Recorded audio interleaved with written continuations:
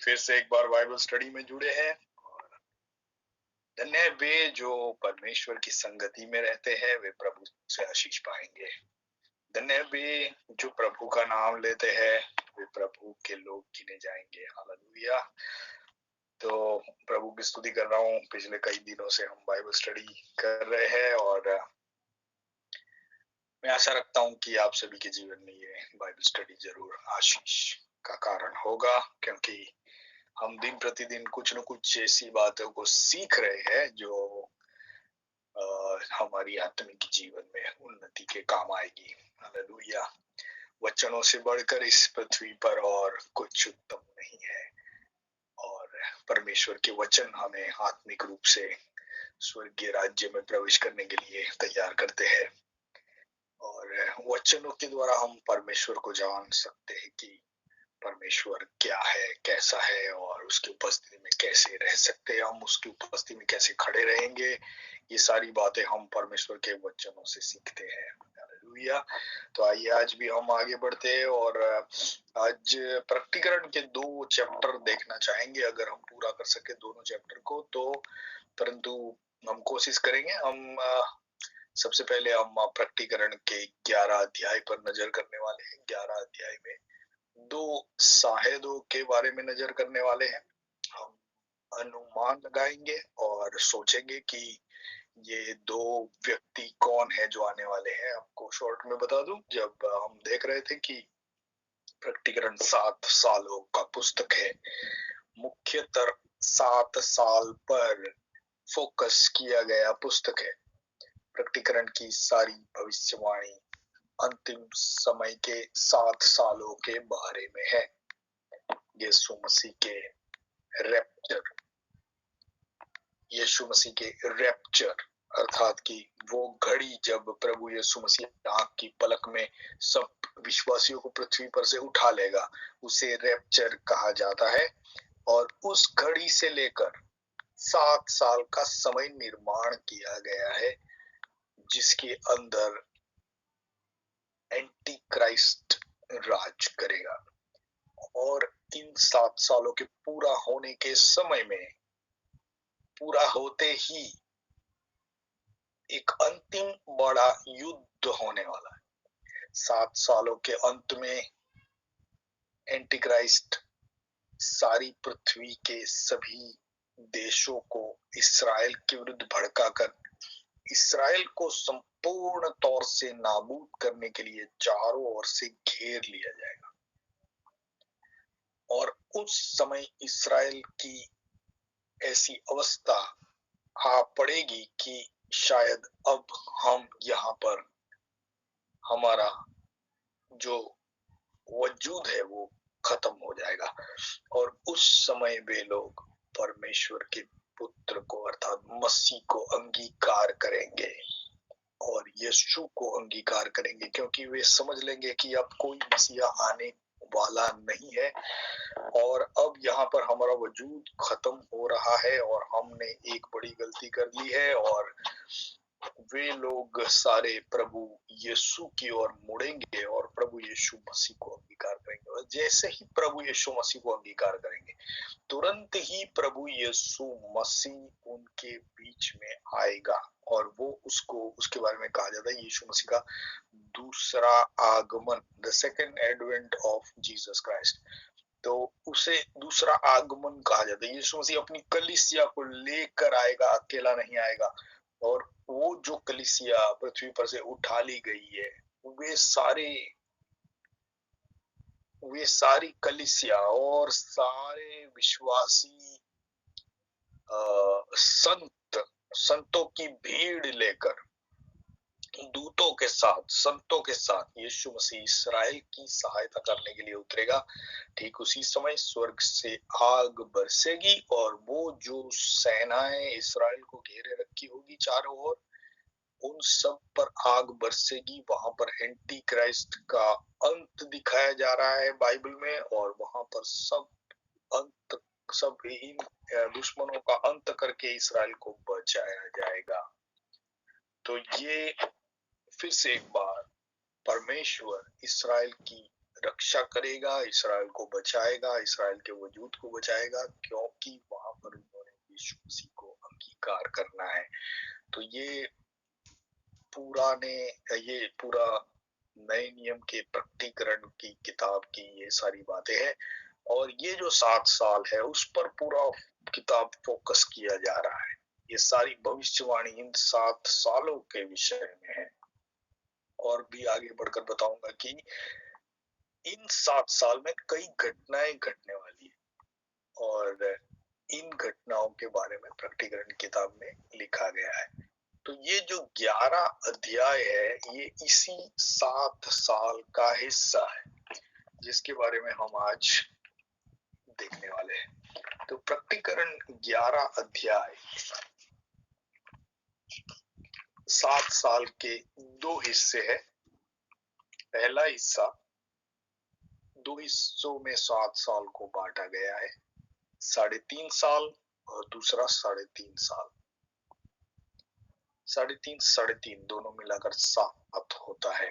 तो इस 7 साल को 2 हिस्सों में बांटा गया है। 2 हिस्सों में बांटने का और एक अन्य कारण यह है कि 7 साल का एक अग्रीमेंट इसराइल के साथ होने वाला है, जो शांति करार एंटी क्राइस्ट इसराइल और अन्य देशों के साथ करवाएगा। हालांकि अभी शांति करार की बातें चल रही है, और कई देशों के साथ इसराइल का शांति करार हुआ है, और भी कई लोगों के साथ हो रहा है। 4 देशों के साथ हो चुका है, सूडान के साथ हो चुका है, और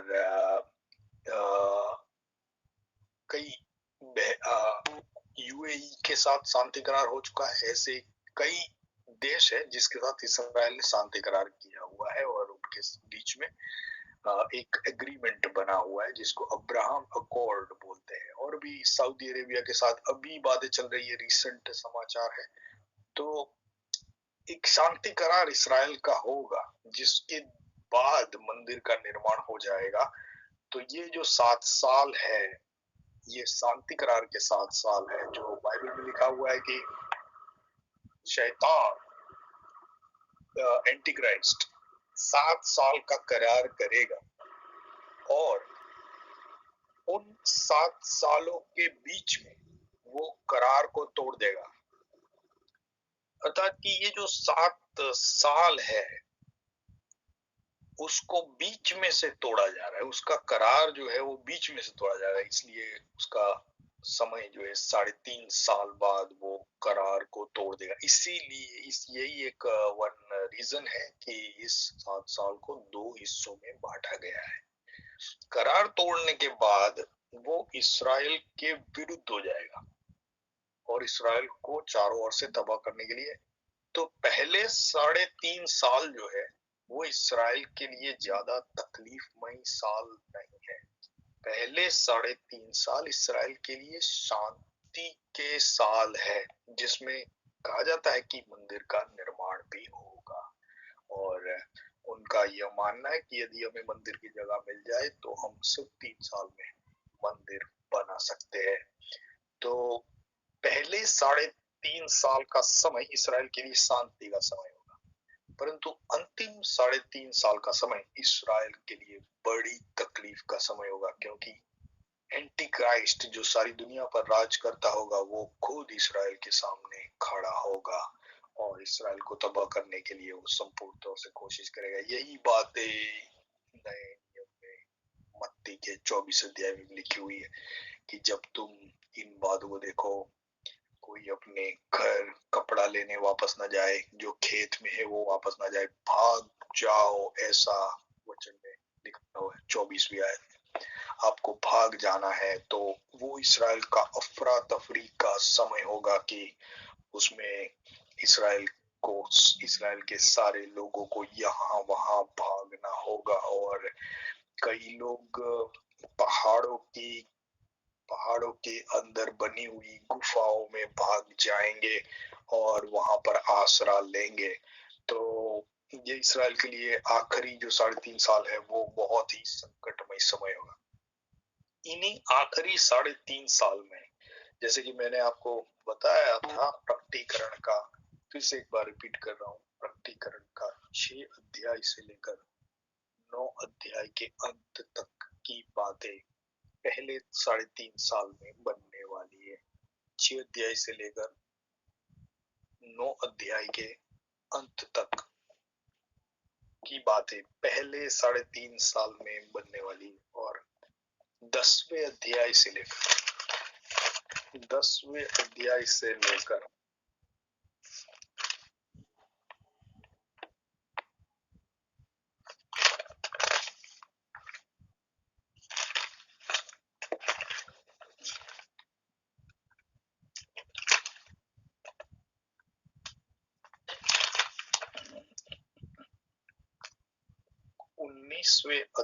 के अंत तक की बात है। इसे समझ ले आप कि 10वें अध्याय से लेकर 19वें अध्याय के अंत तक आखिरी आयत तक की जो बातें हैं वो दूसरे 3.5 साल अर्थात के अंतिम 3.5 साल में होने वाली है। 10 से लेकर 19वां अध्याय। 20वें अध्याय में शैतान को इस आखिरी युद्ध के बाद एंटी क्राइस्ट को, उस अजगर को, उस सब को पकड़े जाते हैं और वे इनको 1000 साल के लिए डाल दिया जाता है। तो ये जो 1000 साल की बातें हैं वो 20वें अध्याय में है, यानी 20वां अध्याय 1000 साल का समय प्रकट कर रहा है। 20वां अध्याय उसमें शैतान को बांध कर फेंक दिया जाएगा वहां पर जहां पर एंटी क्राइस्ट है और उसका प्रबोधक है। तो 20वां अध्याय 1000 साल है, परंतु 6 से 19 तक का अध्याय 6 से लेकर 19 तक 7 साल का समय है। तो आज जो हम चैप्टर देख रहे हैं वो 11 अध्याय चैप्टर 11 अर्थात कि वो उस समय की बात है जब आखिरी 3.5 साल बीत रहे होंगे। इस्राएल के लिए आखिरी 3.5 साल बीत रहे होंगे।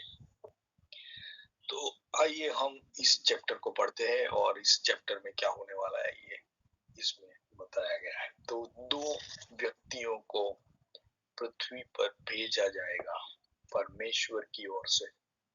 2 व्यक्तियों को उन्हें बाइबल में शाहिद अर्थात कि विटनेस बोला जाता है, परमेश्वर के गवाह बोला जाता है। वे आकर अपनी गवाही इस पृथ्वी पर देंगे, अपनी ओर से परमेश्वर की गवाही देंगे इस्राएल को बचाने के लिए। और ये परमेश्वर की ओर से इस्राएल को बचाने के लिए आखिरी प्रयास होगा। परमेश्वर 2 गवाहों को भेज रहा है। क्यों 2 गवाहों को भेज रहे हैं? क्योंकि बाइबल में लिखा गया है कोई भी गवाही हो 2 व्यक्ति के द्वारा दी जाए तो वो मानी जाए। 2 विटनेस, इसलिए परमेश्वर 2 गवाहों को भेज रहा है। अब ये 2 व्यक्ति आने वाले हैं और इस्राएल में आकर वे अपनी गवाही देंगे। और उस समय जब कलीसिया उठा ली गई होगी, कोई प्रचारक न होगा, कोई पास्टर न होगा जो आत्मा से चलता है और परमेश्वर का बुलाया हुआ है, ऐसा कोई पास्टर मौजूद न होगा। यहाँ तक कि वचन का भी नाश कर दिया जाएगा, वचन भी नहीं मिलेगा और सेवक नहीं होंगे, विश्वासी नहीं होंगे इस पृथ्वी पर। पृथ्वी का माहौल बड़ा अजीब बन जाएगा और ये वो समय है जब एंटी क्राइस्ट राज करेगा और उसी समय में 2 भविष्यवक्ता, 2 प्रॉफिट्स, 2 विटनेस इस पृथ्वी पर आने वाले हैं। तो इसके बारे में पूरा 11 अध्याय जिसको अभी हम पढ़ने जा रहे हैं, इसे हम ध्यान से सुनेंगे, समझने की कोशिश करेंगे कि ये 2 कौन है। हम अंदाजा लगाएंगे क्योंकि इन दोनों के नाम यहाँ पर नहीं दिए गए, परंतु उन दोनों के बारे में काफी बातें बताई गई है जिससे हम एक रूपरेखा समझ सकते हैं कि ये व्यक्ति कौन है। ठीक है, प्रकटीकरण 11 अध्याय और मैं पढ़ रहा हूँ उसकी पहली आयत से लेकर आगे। फिर मुझे नापने के लिए एक सरकंडा दिया गया और किसी ने कहा, उठ परमेश्वर के मंदिर और वेदी और उसमें भजन करने वालों को नाप ले, पर मंदिर के बाहर का अंगना छोड़ दे, उसे मत नाप, क्योंकि वह अन्य जातियों को दिया गया है और वे पवित्र नगर को 42 महीने तक रोंदेंगे। 42 महीने तक। अब 42 महीने का मतलब होता है 3.5 साल। यहाँ पर ठीक समय भी दे दिया गया है, 42 महीने 3 साल अर्थात 36 महीने, और दूसरे 6 महीने अगर जोड़ दो 36 में तो नंबर आता है 42, 42। तो 42 महीने तक का समय यहाँ पर दिखाया गया। दूसरी आयत, और मैं अपने 2 गवाहों को यह अधिकार दूंगा, परमेश्वर कहता है, और मैं अपने 2 गवाहों को यह अधिकार दूंगा कि टाट ओढ़े 1260 दिन तक भविष्यवाणी करे। परमेश्वर कहता है मैं अपने 2 गवाहों को, यहाँ पर ये बादशाहपुरी, ये दोनों गवाह परमेश्वर के हैं, मैं अपने 2 गवाहों को यह अधिकार दूंगा। परमेश्वर उन्हें अधिकार देगा। किस चीज का अधिकार देगा? गवाही देने का अधिकार देगा, और वे परमेश्वर की ओर से नियुक्त किए गए गवाह होंगे और वे इस्राएल में आकर अपनी गवाही देंगे। तो अधिकार एक जरूरी चीज होती। यीशु मसीह को ऊपर से अधिकारी ठहराया गया था, जो कार्य वो कर रहा था उसके लिए वो अधिकारी ठहराया गया था। इसलिए लोग भी यह कहते थे कि इसका बोलना, इसका प्रचार अद्भुत है, क्योंकि वह अधिकार से प्रचार करता है। ये परमेश्वर की ओर से होता है, जो परमेश्वर का ठहराया होता है वो पूरे अधिकार से प्रचार करता है, और उसके प्रचार में परमेश्वर का अधिकार दिखाई देता है। तो यीशु मसीह के प्रचार में परमेश्वर की ओर से अधिकार दिखाई देता था। उस अधिकार को देखकर लोग अचंभित होते थे कि यह फरीसी और शास्त्रियों की तरह प्रचार नहीं करता, परंतु इस तरह से प्रचार करता है जैसे कि उसे ऊपर से अधिकार दिया गया हो। तो ये भी लोगों के लिए ये एक आश्चर्यजनक बात थी उस समय में। तो ये 2 व्यक्ति को परमेश्वर अधिकार देंगे, वे टाट ओढ़े। अब ये टाट जो है वो, ये बाइबल में आप कई जगह पर पाओगे। टाट ओढ़ने का मतलब है पश्चाताप और दुख के समय में टाट ओढ़ा जाता है। दुख के समय जब मनुष्य पर दुख आ पड़ता है तब वो टाट ओढ़कर परमेश्वर के आगे पश्चाताप प्रकट करता है। और दुख के समय में बाइबल में ऐसी कई जगह पर ये टाट ओढ़ने वाली घटना दिखाई दी है। और जब यूना प्रचार किया उन्होंने निनवे जाकर, तब लोगों ने टाट ओढ़कर उपवास किया और पश्चाताप किया। और कई जगह पर बाइबल में ये टाट ओढ़ने वाली बात दिखाई दी है, जिसके बारे में हम समझ सकते हैं ये कोई खुशी का माहौल नहीं है, परंतु वे चिंतित होकर टाट ओढ़कर पश्चाताप मन के साथ परमेश्वर के आगे अपनी गवाही देंगे। ठीक है, टाट ओढ़े हुए 1260 दिन तक भविष्यवाणी करेंगे। अगर 1260 दिन की गिनती करें आप तो वो 42 महीने होते हैं, और सालों में गिनती करें तो वो 3.5 साल होते हैं। 3.5 साल तक ये 2 व्यक्ति इस्राएल में आकर गवाही देंगे। अब ये 2 व्यक्ति के बारे में थोड़ी बात है, पुराने नियम से भी जोड़ी गई है। ये वे ही जैतून के 2 पेड़ है। ये कौन है? ये जैतून के 2 पेड़ है और 2 दिवट है जो पृथ्वी के प्रभु के सामने खड़े रहते हैं। ये जैतून के 2 पेड़ है, ऐसा यहाँ पर लिखा गया। ये कौन है? तो ये जैतून के 2 पेड़ है। यहाँ पर नाम नहीं दिए गए, क्योंकि मर्म में लिखी हुई बातें, परंतु परमेश्वर के मर्म उनके भक्तों के पास खोले जाते हैं। तो ये दो पेड़ों के बारे में जकारिया में बातें लिखी गई है। ये जैतून के दो पेड़ को जकारिया में बताया गया है, जिसके विषय में हम पढ़ेंगे। जकारिया उसका 4था अध्याय और उसकी 3री आयत पढ़ रहा हूं मैं। अगर आप निकालना चाहे तो पुराने नियम में मलाकी जो आखिरी किताब है उससे आगे वाली किताब जकारिया उसका 4था अध्याय और उसकी 3री आयत। जकारिया भविष्यवक्ता को यह दर्शन दिखाया जाता है, वो सब देख रहा है और 3री आयत में लिखता है, दिविट के पास जैतून के दो वृक्ष है, एक कटोरे की दाहिनी ओर और दूसरा उसकी बाईं ओर। दो व्यक्ति, ये एक्चुअली दो व्यक्ति को प्रकट किया गया है, दो खास व्यक्ति जो परमेश्वर के एकदम नजदीक रहते हैं। 4थी आयत में जकारिया उनके बारे में पूछ रहा है, तब मैंने उस दूत से जो मुझसे बात करता था पूछा, हे प्रभु ये कौन है? जो दूत मुझसे बात करता था उसने मुझसे उत्तर दिया, क्या तू नहीं जानता कि ये कौन है? मैंने कहा, हे प्रभु मैं नहीं जानता। तब उसने मुझे उत्तर दिया। यहाँ पर 6 अध्याय से लेकर 6 आयत से लेकर आगे कई बातें लिखी हुई है, परंतु हम खास करके हम पढ़ने जा रहे हैं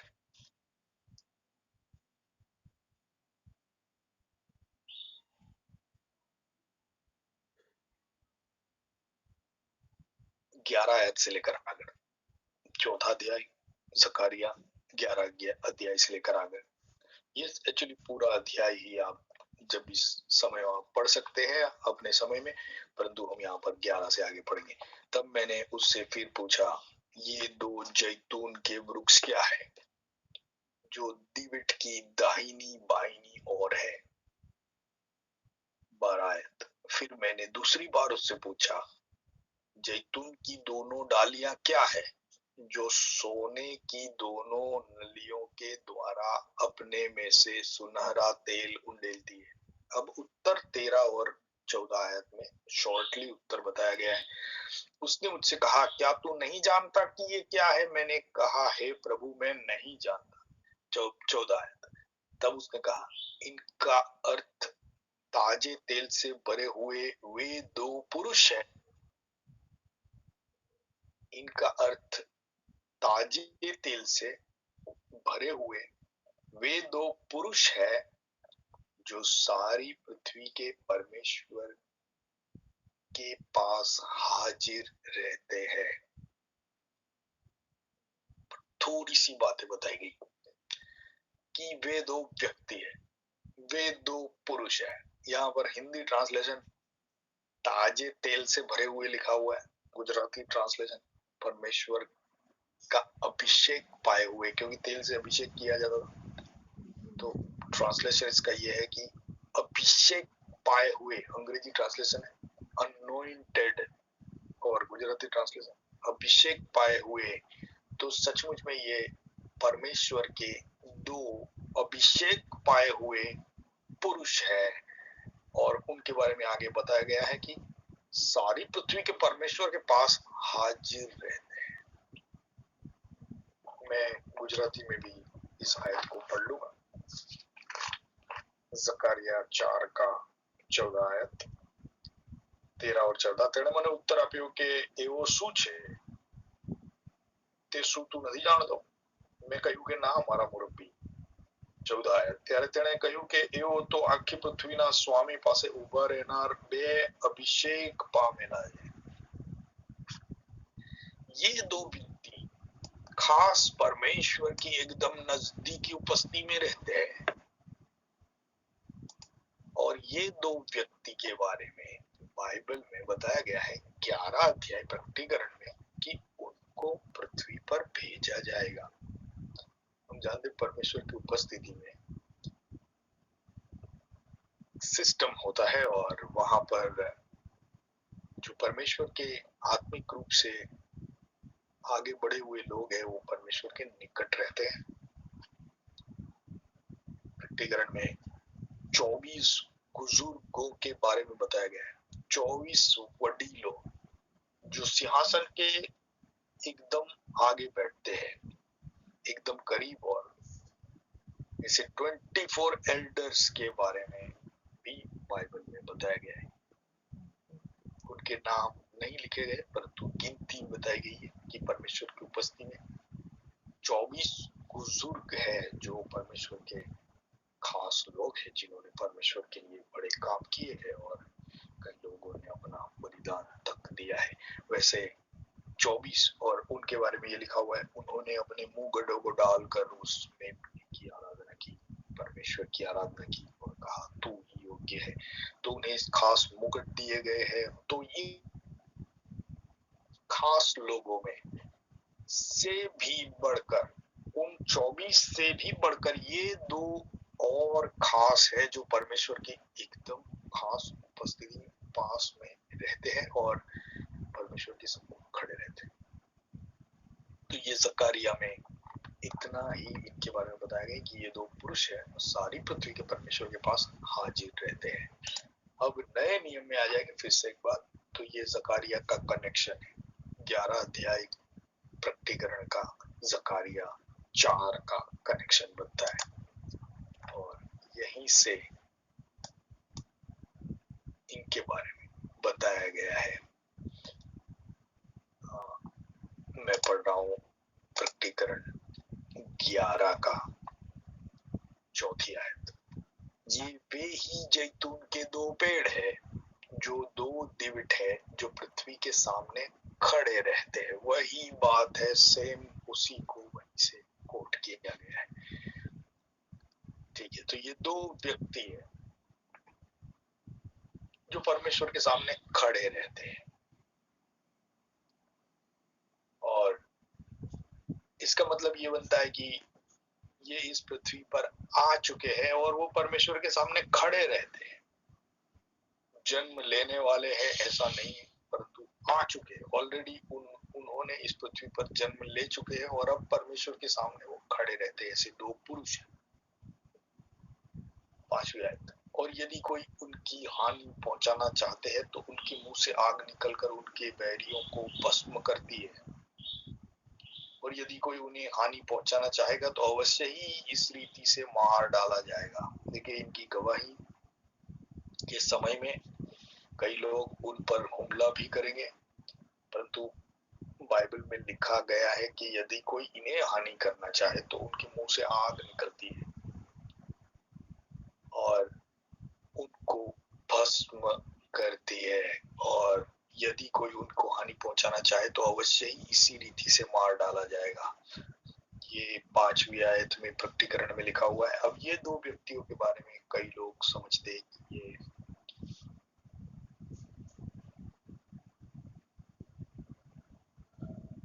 हनोक और एलिया है, ऐसी कई लोगों की समझ है। कई लोग इन दोनों व्यक्तियों के बारे में समझते हैं, हनोक और एलिया। हनोक को इसलिए समझा जाता है क्योंकि हनोक को पृथ्वी पर से जिंदा उठा लिया गया है।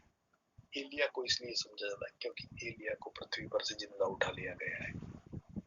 हनोक और एलिया, सबसे पहले मैं इन दोनों के बारे में थोड़ी बात बताकर आगे बढ़ते हैं। तो हनोक और एलिया इसलिए समझे जाते हैं क्योंकि दोनों को जीवित ही उठा लिया गया। हनोक लोग हो गया, एलिया अग्नि रथों में बैठकर चला गया। तो दोनों जीवित शारीरिक रूप में ही परमेश्वर की उपस्थिति में जा पहुंचे हैं और वे दोनों को इसलिए समझा जाता है और दोनों ही परमेश्वर के भविष्यवक्ता है और दोनों ही ने भविष्यवाणी की। हनोक ने भी भविष्यवाणी की है और हनोक की भविष्यवाणी के बारे में भी बाइबल में लिखा हुआ है। दोनों प्रोफेटिक मिनिस्ट्री के थे। परंतु जो बातें इस अध्याय में से बाहर आती है उसमें से इशारा जाता है मूसा और एलिया की ओर, जिसमें से कुछ बातों को हम यहाँ पर देखेंगे और समझने की कोशिश करेंगे। मूसा और एलिया को इसलिए समझा जाता है क्योंकि वे दोनों इस्राएल के साथ इस्राएल में पैदा हुए, दोनों इस्राएली है। हनोक इस्राएल के पैदा होने से पहले इस पृथ्वी पर आकर चला गया है, परंतु ये दोनों इस्राएल के प्रजा के साथ जुड़े हुए हैं। सबसे पहला पॉइंट हम ये देखेंगे, ये दोनों मूसा और एलिया इस्राएल के भविष्यवक्ता, इस्राएल के लीडर, इस्राएल को अगुवाई करने वाले चुने गए। और मूसा को परमेश्वर ने चुना कि इस्राएल की अगुवाई करे, एलिया को परमेश्वर ने चुना इस्राएल का भविष्यवक्ता, और उसने इस्राएल की स्थापना होने के बाद इस्राएल में पैदा होकर उसने इस्राएल के सामने भविष्यवाणी की। एलिया का 100% तय है कि एलिया के बारे में हम 100% बता सकते हैं कि एलिया आने वाला है, क्योंकि एलिया के बारे में ये भविष्यवाणी है, उस महान और भयंकर दिन आने से पहले मैं एलिया को भेज दूंगा। तो एलिया का तो आना तय ही है, परंतु एलिया के साथ कौन आएगा इसका समझना थोड़ा अंदाजित है कि एलिया के साथ कौन आएगा। ठीक है, इसे हम ध्यान से समझ लेंगे। एलिया आना तय है। हम पढ़ेंगे मालाकी उसका 5वां अध्याय, उसकी 4था अध्याय 5वीं आयत। मालाकी पुराने नियम का आखिरी किताब है। मालाकी जल्दी से पढ़ लेते कुछ आयतों को। मालाकी 4:5 देखो, ये आखिरी हिस्सा है पुराने नियम का। देखो, यहोवा के उस बड़े और भयानक दिन के आने से पहले, यानी कि न्याय आने से पहले, बड़े और भयानक दिन न्याय का दिन कहा जाता है। देखो, यहोवा के उस बड़े और भयानक दिन के आने से पहले मैं तुम्हारे पास एलिया नबी को भेजूंगा। परमेश्वर की वाणी है, मालाकी बोल रहा है, भविष्यवाणी कर रहा है कि उस दिन आने से पहले, अर्थात कि ठीक आने से आगे एलिया प्रबोधक को भेज दूंगा। एलिया का आना तय है, नाम के साथ तय है। इसलिए जब यीशु मसीह आया तब वे लोग सोचते थे कि अगर तू मसीह है तो सब लोग ये क्यों कहते हैं कि एलिया पहले आएगा। तब यूहन्ना के बारे में प्रभु यीशु मसीह बताता है कि एलिया आ रहा है और सब कुछ व्यवस्थित करेगा। एलिया आ रहा है, सब कुछ व्यवस्थित करेगा। परंतु यदि तुम मानना चाहो तो वो आ चुका है, क्योंकि यूहन्ना बपतिस्मा एलिया की आत्मा से चला।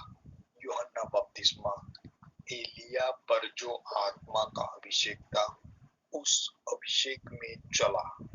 इस कारण यूहन्ना बपतिस्मा के बारे में बताते हुए यीशु मसीह ने कहा, यदि तुम मानना चाहो तो वो आ चुका है। हालेलुया। तो पर ये आ चुका है आत्मा की, उसकी आत्मा के बल से चल रहा है, उसकी आत्मा की सामर्थ्य में चल रहा है।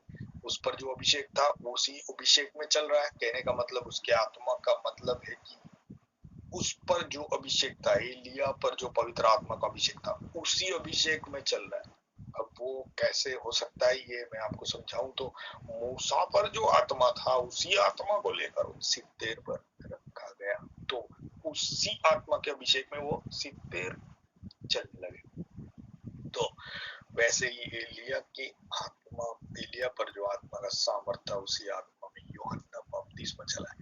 यूहन्ना बपतिस्मा और एलिया को अगर आप देखो तो ऑलमोस्ट उनके कपड़े सेम, उनका खाना ऑलमोस्ट सेम, तीड़ खाते थे, रेगिस्तान में रहते थे, उनके कपड़े और उनका पूरा कार्य अगर आप देखो दोनों का तो ऑलमोस्ट सेम जा रहा है।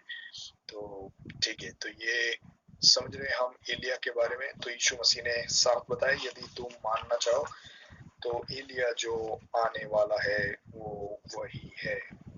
ये बातें तब हुई जब यीशु मसीह उस पहाड़ पर से उतरा जहां पर उनकी मुलाकात एलिया और मूसा से हुई। Hallelujah, thank you Jesus. ठीक है। दूसरी बात ये है कि यीशु मसीह को मिलने के लिए जो आए थे, मत्ती 17 का 3 से 4 मैं पढ़ रहा हूँ। मत्ती लिखित सुसमाचार उसका 17 का 3 से 4।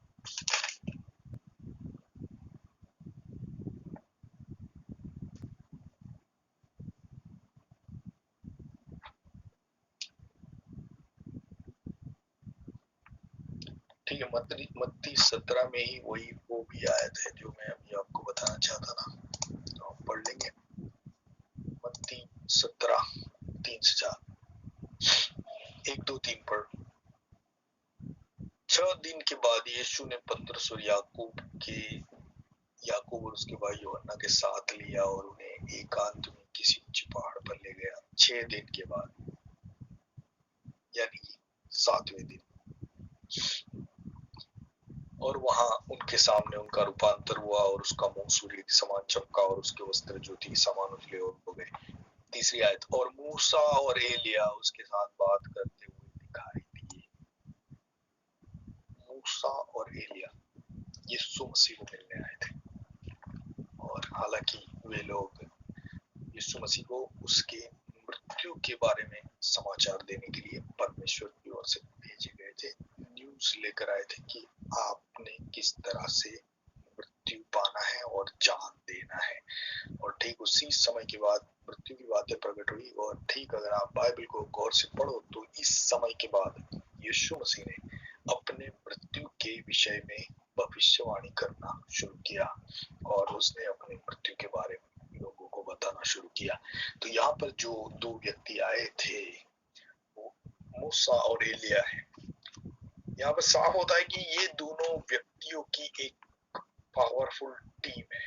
ये टीम एज अ टीम काम कर रही है। ये 2 गवाह है। प्रभु यीशु मसीह के पास भी यही 2 व्यक्ति आए थे और उन्होंने यीशु मसीह से बात की। जब पतरस ने उन्हें देखा तो वो अचंभित हो गया और वह कहने लगा कि प्रभु हम यहीं पर रुक जाते। देखिए माहौल इतना सुनहरा और इतना सुंदर, इतना अद्भुत बन चुका था क्योंकि वहां पर पूरा हेवनली एटमॉस्फेयर बन चुका था और प्रभु यीशु मसीह महिमावान स्वरूप में दिखाई पड़ रहा था और पूरा स्वर्गीय वातावरण वहां पर तैयार हो चुका था कि उसमें से निकलने के लिए पतरस को मन नहीं कर रहा था।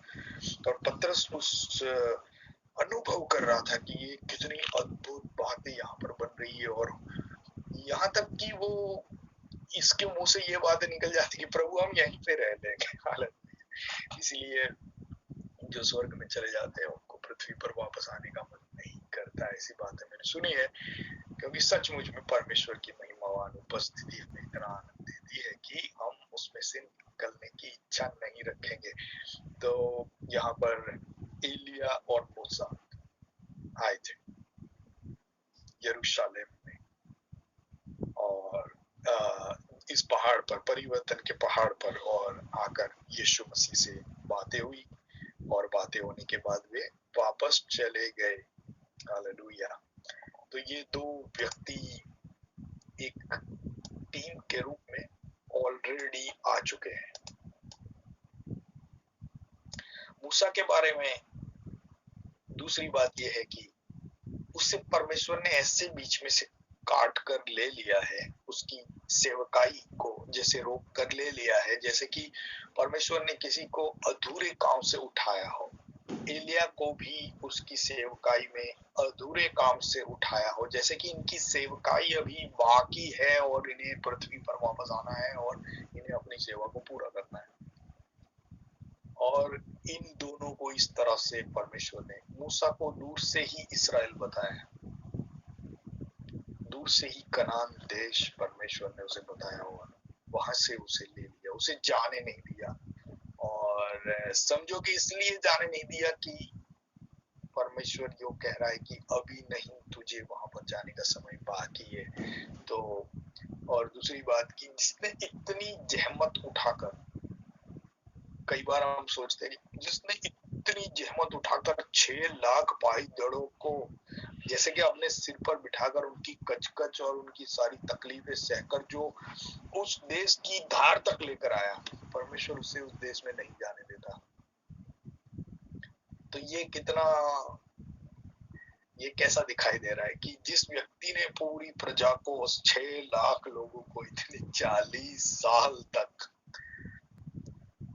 फारून के हाथ से छुड़ाकर समुंदर के 2 हिस्से करके जिस प्रजा को निकाल कर ले आया, वो जिस जगह पर उनको पहुंचाना है, उस जगह की धार पर आकर परमेश्वर पहाड़ पर से उसको उस जगह दिखा रहा है कि देख यहाँ पर मैं अपने लोग को लेकर जा रहा हूँ, और वहां से मूसा को परमेश्वर उठा ले जा रहा है। तो ये इसलिए है क्योंकि परमेश्वर कभी नहीं चाहेगा कि उसका ये अगुआ जो अपने लोगों को लेकर निकला है उसे परमेश्वर रोके। इस परंतु परमेश्वर की योजना कुछ उसके लिए ये है कि अंतिम दिनों में परमेश्वर मूसा को इस्राएल में भेजेगा।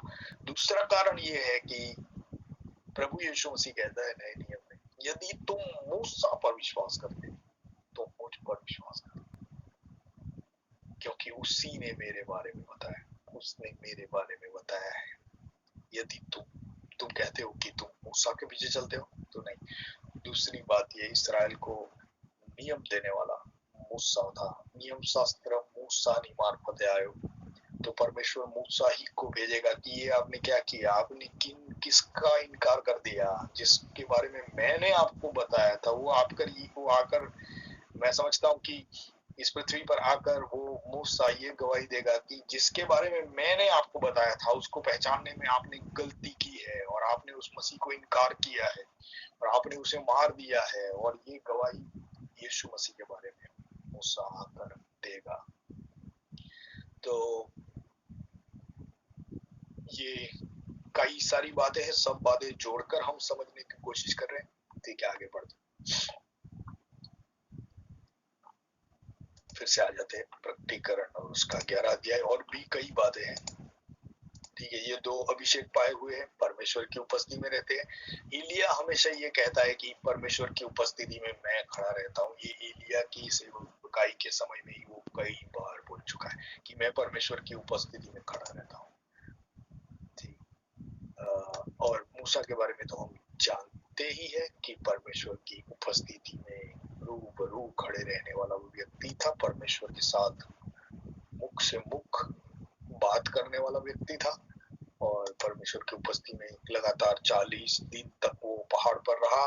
वो उसके साथ परमेश्वर की रूबरू बात हुई, परमेश्वर ने उसे 10 आज्ञाएं दी। ये सारी बातें हम मूसा के बारे में जानते हैं। ठीक है, 5वीं आयत।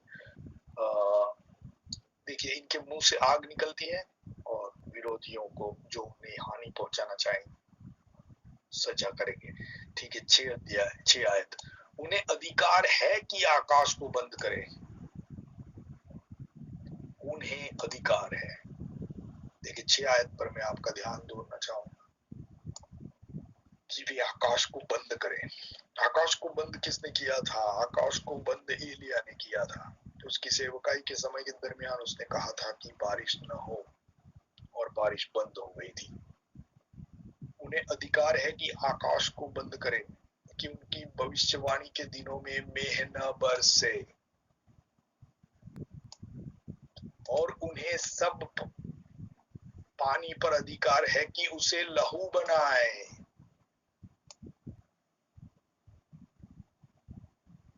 पानी को लहू बनाने का अधिकार मूसा के पास है। मेह बंद करने का अधिकार एलिया के पास है। यहाँ पर लिखा हुआ है उन्हें अधिकार है, ऐसा नहीं लिखा हुआ है उनको अधिकार दिया जाएगा। समझने की बात यह है कि उनके पास अधिकार है, उन्होंने ये अधिकार रखे हैं और वे इस्तेमाल भी कर चुके हैं। तो यहाँ पर हनोक नहीं आ सकता है। हनोक के बारे में ये बातें नहीं जोड़ सकते, क्योंकि हनोक के जीवन में हम ये बातें नहीं देखे हैं। ये अधिकार मूसा ने पाए हैं, और ये अधिकार, ये अनोइंटिंग, ये जो बातें हैं, ये मूसा के जीवन में देखी गई है। और लिखा हुआ है 6 आयत में,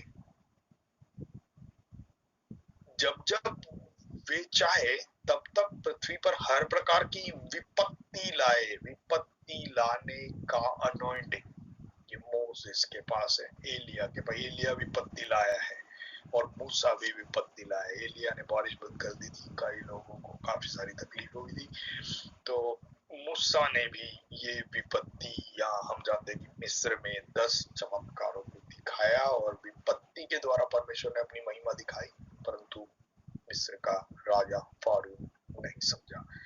परंतु फिर भी हम जो बातें समझ रहे हैं यहाँ पर कि ये विपत्तियां लाने के लिए उनके पास अधिकार है, तो ये सिर्फ एलिया और मूसा है। जब वे अपनी गवाही दे चुकेंगे तब पशु जो अर्थात कुंड में से निकलेगा उनसे लड़कर उन्हें जीतेगा और उन्हें मार डालेगा। देखिए ये एंटी क्राइस्ट के बारे में, ये जीत एंटी क्राइस्ट की कुछ समय के लिए है। जैसे कि यीशु मसीह को भी मार दिया गया, शैतान ने अपनी योजना में उसके ऊपर मृत्यु लाकर, परंतु वो परमेश्वर की योजना में था और यीशु मसीह ने कहा कोई मुझसे जान नहीं ले सकता, मैं खुद अपनी जान देता हूँ।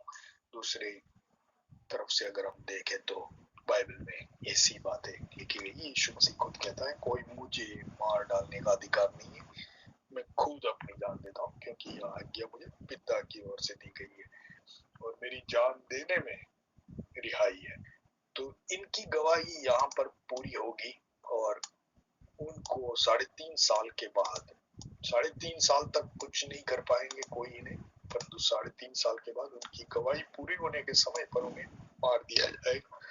8वीं आयत, और उनके शव उस बड़े नगर के चौक में पड़े रहेंगे जो आत्मिक रीति से सदोम और मिस्र कहलाता है, जहाँ उनका प्रभु भी क्रूस पर चढ़ाया गया था।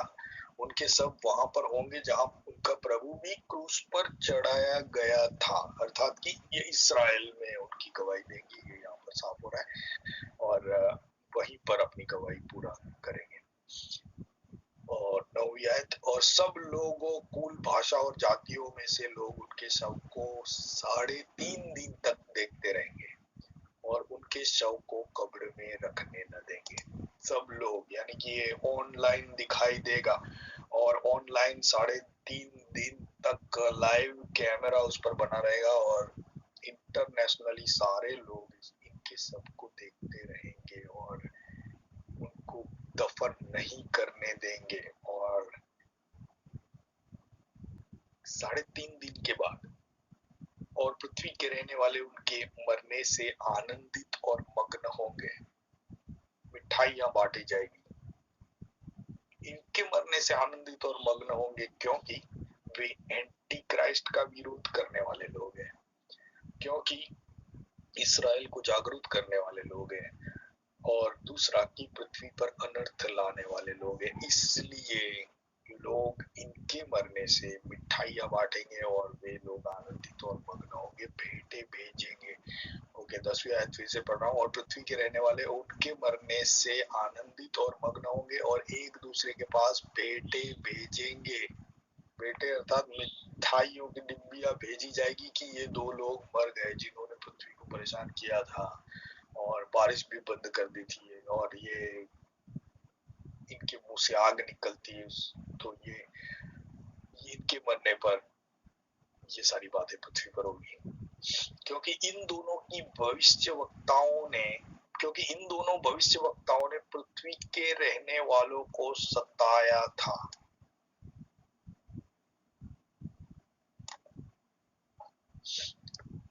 ये परमेश्वर फिर से एक बार, जैसे फिरौन को समझाने की कोशिश की परमेश्वर ने 10 चमत्कार दिखाकर, वैसे ही अंतिम दिनों में इस्राएल जब अब प्यार से नहीं समझ रहा है और परमेश्वर का प्रेम जो यीशु मसीह लेकर आया उससे न समझा, तो आखिरी रूप में परमेश्वर इस्राएल को इस रूप से भी समझाने की कोशिश करेगा। हालांकि इसका प्रत्युत्तर मिलेगा, क्योंकि 7 साल के बाद इसराइल को परमेश्वर की ओर फिरना है। और 21 सेवकाई बहुत इंपॉर्टेंट है, क्योंकि ये दोनों व्यक्ति यीशु मसीह की ओर इसराइल को आगाह करेंगे। क्योंकि आज की तारीख में तो कई लोगों को यीशु मसीह के बारे में इसराइल में पता भी नहीं है। वे लोग सिर्फ यीशु मसीह को एक अच्छा भविष्यवक्ता मानते हैं, बाकी उसके बारे में वो नहीं जानते। परंतु ये दो व्यक्ति संपूर्ण इसराइल को और सारी दुनिया के लोगों को यीशु मसीह के बारे में बताएंगे। 11 आयत, परंतु 3.5 दिन के बाद परमेश्वर की ओर से जीवन का श्वास उनमें बैठ गया और वे अपने पांवों के बल खड़े हो गए और उनके देखने वालों पर बड़ा भय छा गया। 3.5 दिन के बाद उनको वापस जिंदा किया जाएगा। परमेश्वर उनको वापस पुनर्जीवित करेगा। जैसे लाजर जिंदा हुआ, वैसे ही इनके शव में जीवन आएगा। और इस 4 दिन के बाद लाजर जिंदा हुआ है, ये दो व्यक्ति भी जिंदा होंगे और अपने बल पर खड़े होंगे और देखने वालों पर बड़ा भय छाएगा। ये ऑनलाइन चलता रहेगा और ऑनलाइन इंटरनेशनल न्यूज में ये सारी बातें दिखाई देगी और सारी पृथ्वी के लोग इस बात को देखेंगे। और उन्हें स्वर्ग से एक बड़ा शब्द सुनाई दिया, यहाँ ऊपर आओ। यह सुन वे बादल पर सवार होकर अपने बैरियों के देखते देखते स्वर्ग पर चढ़ गए। और ये जो 11 आयत तक बातें लिखी हुई है, 12 आयत के बाद भी लोग ऊपर चले जाते हैं।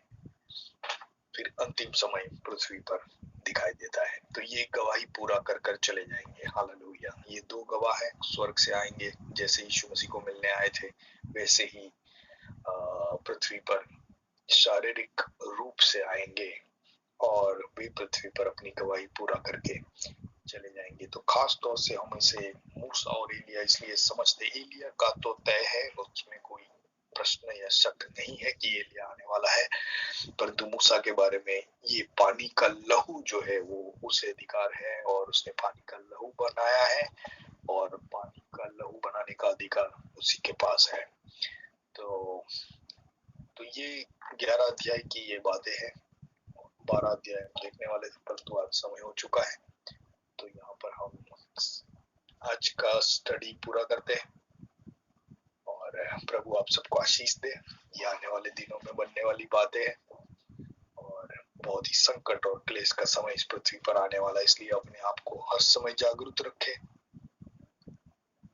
और हर समय तैयार रहे कि किसी भी समय हमारा परमेश्वर आ सकता है, प्रभु आ सकता है। हालेलुया।